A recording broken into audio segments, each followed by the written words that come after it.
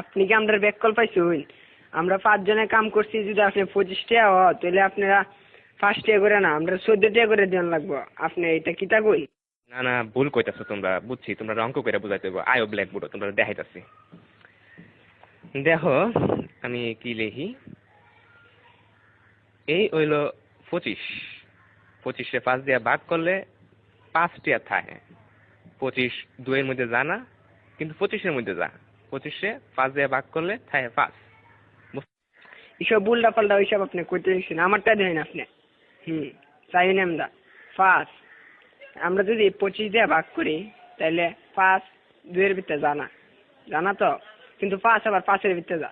5 1 5 তাই 0 কাটতে লামাইলাম 2।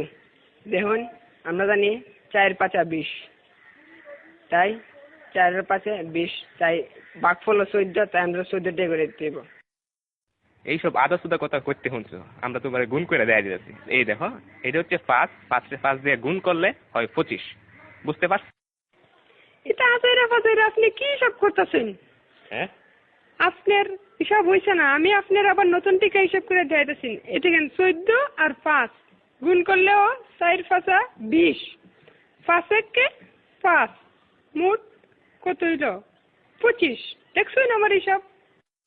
অহন বুঝতে পারছি তোমরা সত্যি আসুদা। আমরা অঙ্কটা দেখো, 14 14 14 14 5 বার দিছি।